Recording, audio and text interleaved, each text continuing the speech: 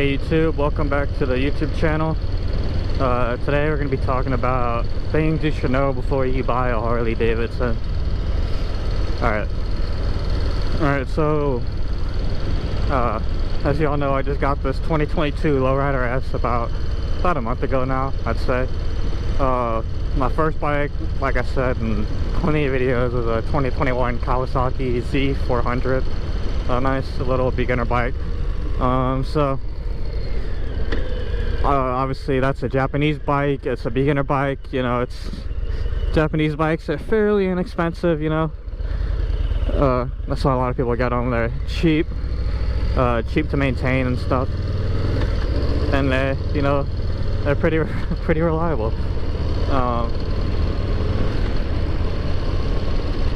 Which is true, I guess, but that's the Japanese side. You know, you'll get lower prices. It'll be less to maintain, and I don't know, it could be a little more reliable, at least if it's like a Honda or something. But with Harley, you know, you're buying, it's more expensive, but you also have to like realize you're also buying into like the lifestyle. I mean, which you could say with all motorcycles, but with Harley or like Ducati, really, like I'd consider those like pretty premium brands. Harley for their American brand, but yeah, I mean, they are really nice bikes, and a lot of people don't mind spending a ton of money on them. I paid over MSRP for this bike, but it was also when the main factory was shut down for 2 weeks, so it was really hard to get your hands on these bikes. The first place I actually called to get one of these, I was gonna go to that place, but then I noticed that the bike didn't come with ABS, which is something I wanted. So I just decided not to go there, and then yeah, that dude kept emailing me every day trying to sell me the bike and stuff. It was pretty funny, but I was like, nah, I don't want it if it don't got ABS. And then finally found one at Groves, Winchester, Harley-Davidson. They actually had a gray one and this one, so that was pretty cool. I also tried another dealership. It was like Quantico Harley-Davidson, and they had like 4 when I went on the pictures. So, but when we called, they actually they looked like they had 3 in inventory, and then so that's why we called and to see if we could put a down payment on them. Those bikes weren't even there yet. They weren't going to be there for a couple of months, so I was like, why the heck did you have them on your thing? And then they only had one there, and it was a custom painted 2022 Lowrider S. I mean, it looked good, but you know, that thing was about to be expensive because of the custom paint. So luckily we found Groves, and then they were chill. So we went out, we put a down payment on it, and then because my dad was in California at the time, and I didn't have anybody to go drive me over there if I was gonna ride back and stuff. And then so yeah, we went, he got back from California and then waited like a couple days, and then we went out there. The dealership is massive, it's really cool.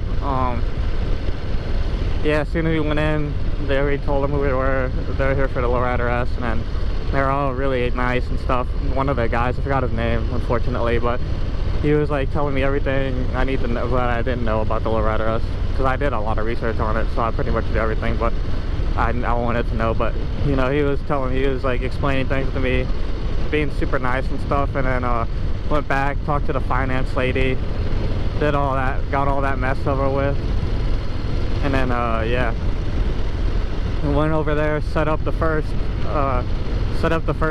service while I was there to buy the bike. And hold on, guys.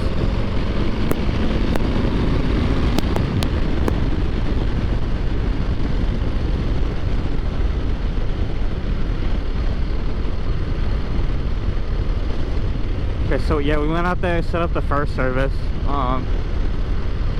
did that while we were still there, and then on the way out, the guy that was like talking to me about the Harley, he wanted to take my picture of me on the bike and stuff, so that was pretty cool. So I went there and took a picture, and didn't have any bells ringing or anything, but that's probably just because I didn't ride the bike out of the dealership.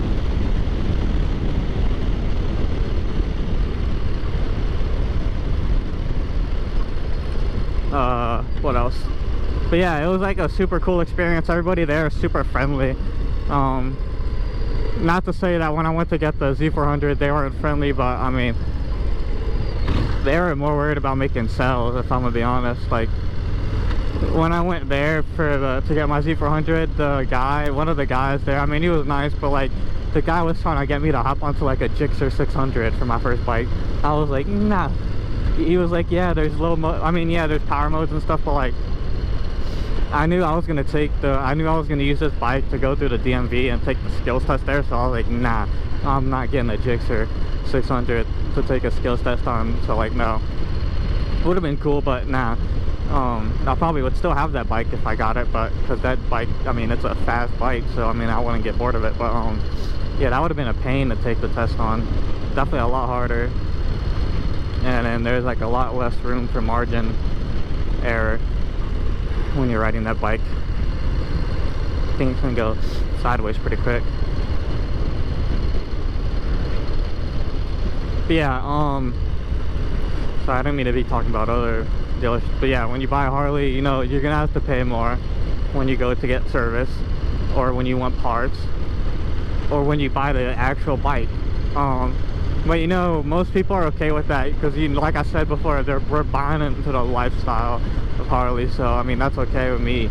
I don't mind paying 500 bucks for a service.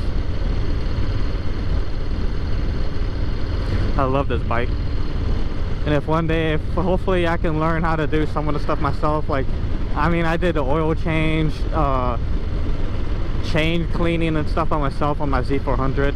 I should be able to do the chain, I mean, there's no chain on this, but I should be able to change the oil myself, at least on here. I don't have any experience with belts or anything, so I don't know, I wouldn't mess with that. Clutch levers and stuff, I don't really have any experience with that, so I don't know how to, you know, get those and like adjust those, really. I mean, I could probably learn, but I'd rather leave stuff like that to the professionals, and then like a simple oil change I can do myself.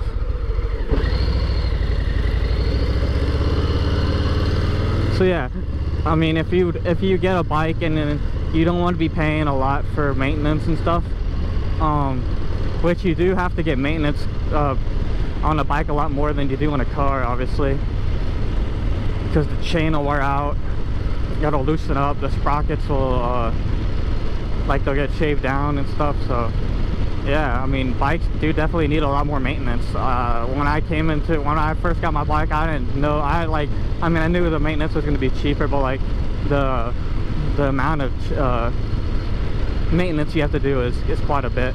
The frequency, I should say. I mean, it's pretty easy though. I mean, so some people like enjoy doing it. It takes like 30 minutes if you know what you're doing, and you know, learning how to do it is pretty fun too, so it's not that bad.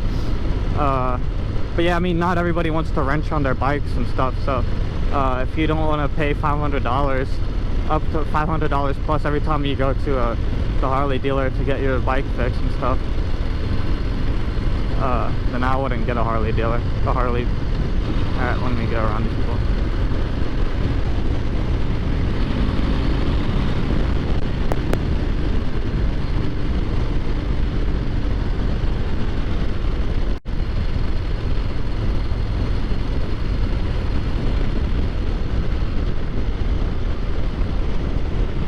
Try not to go over 55 because I know my mic starts popping, and yeah, that's really annoying, especially when you guys are trying to listen and stuff like that. It just doesn't sound good, so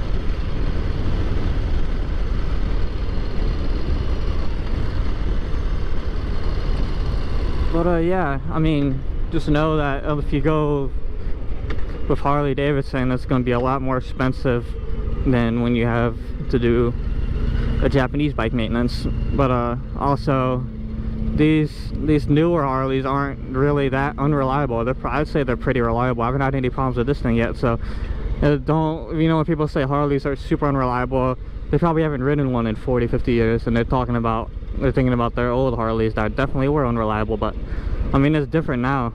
This thing runs smooth, and I haven't had any problems with it yet, so I'm gonna keep hoping I don't have problems with it. But yeah, Yeah, Harley's not cheap to buy into, especially if you want to start modding your bike and stuff too. If you go the Japanese route, you can have so many like aftermarket part options that are cheap compared to this.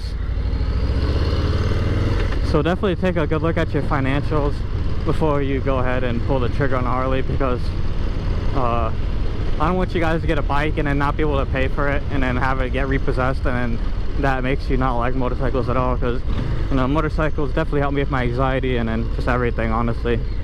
So just be careful about that. Make sure you guys can afford everything, and then you'll be good to go. I just don't want to see anybody's bike getting repossessed. I saw a post recently on Reddit. The guy, he had a lowrider ST 2022, but because he like financed it at too high or something, he was trying to sell the 2022 lowrider ST at $39,000. I don't want that to happen to anybody. Like, that sucks, man. Like, that's fucked. That dude's not gonna get rid of it for that much. Like, I'm sorry, that's insane. But if you guys have anything else, say in the comments. Go ahead, like and subscribe. It's awesome when you guys do that. Thanks for watching, and then I'll think about something else to come out with the video on. See ya.